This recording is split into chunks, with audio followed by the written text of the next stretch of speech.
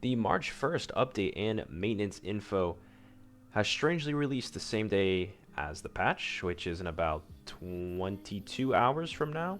It's kind of a weird move, but I guess that's whatever. So the first change we have is an update to the Knighthood competition. The Knighthood comp will be divided into two groups, Elite and Regular. So we have Elite, which is from Challenger to Gold 5, and then Regular, which is Silver 1 to Bronze 3. So what used to be geared and ungeared is now just one mode. Okay. Combined into the same banner, so I guess that just makes it easy to access.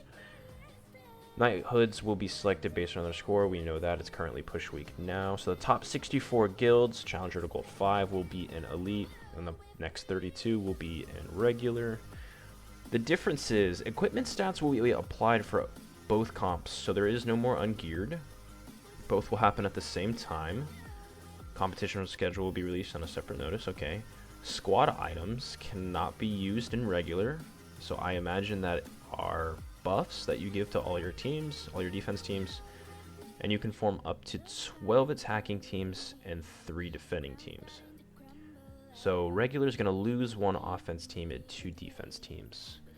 And then if you're relegated from Elite to Regular, we will delete 4 and 5 of your defense teams. Okay, that's kind of weird. Why would you do that?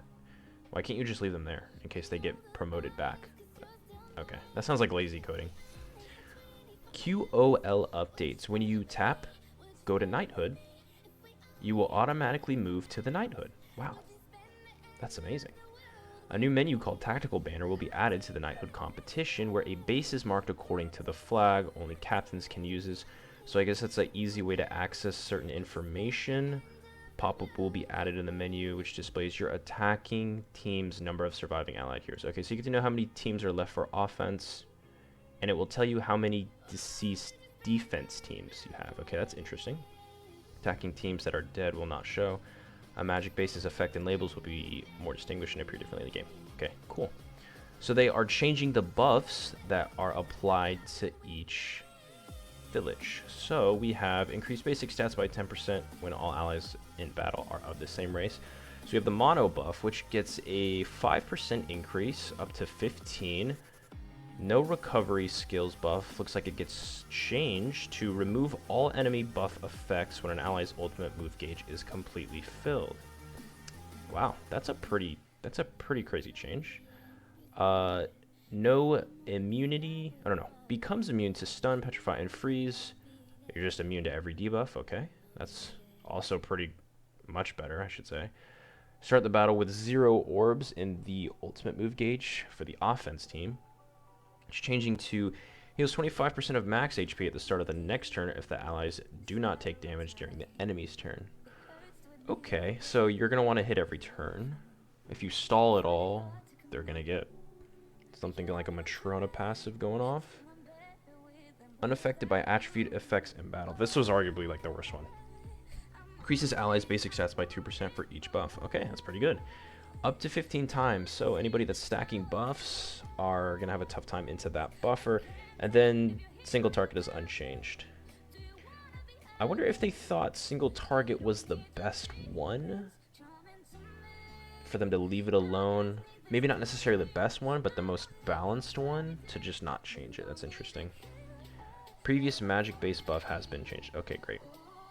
Season rank rewards. Now this is for the top of the top. This only applies to Challenger, Champs, Masters 1 and 2. You get limited time cosmetics. Let's see what they have to say. Exclusive costumes that will represent your symbols of your Knighthood's honor, blah, blah, blah, blah, blah. Season rank costumes can be claimed in the box that we send to you. Yep. Only Knighthoods eligible to... Okay, yep. Please be advised, once you claim all the rewards, they will be deleted from your inventory after 28 days. Okay.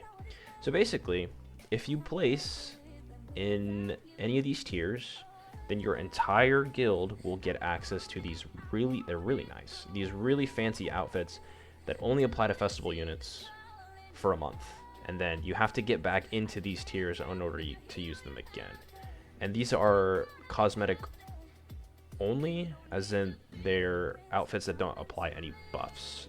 So they are just for the flex. Masters 2 unfortunately only gets Lowly Merlin. And then obviously, First Seed and Challenger gets absolutely every festival outfit in the game for every festival version. So that's pretty interesting. I guess it kind of incentivizes people to be a little more competitive if you want the outfits.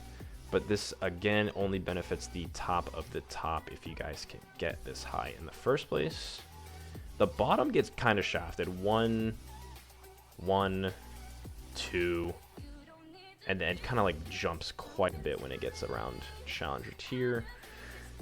But moving on, we have Final Boss Legend Escanor. Now, he was the hardest Final Boss, but I heard that Legend difficulty is significantly easier for Escanor, so we'll see about that tomorrow. A quick rundown of his abilities and skills. Recommended heroes are the super limited OCs that nobody builds. Blue Mono, Blue Valenti. That's hilarious.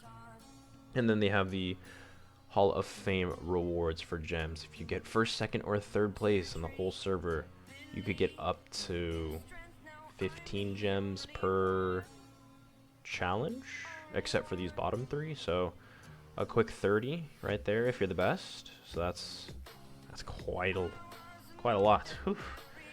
Ranking challenge record resets every 10 minutes, so it will constantly be updated. Great. After it's over, diamonds will be sent to your inbox. Great. I'm glad they go there. Wouldn't know where to claim them. And the exchange shop. So the Escanor outfit is back, and it's not just a silly little crown. I'm hoping that's what that means. That's got to be what that means. There's no way around that. And then the basic exchange shop materials. And that is everything for the March 1st update.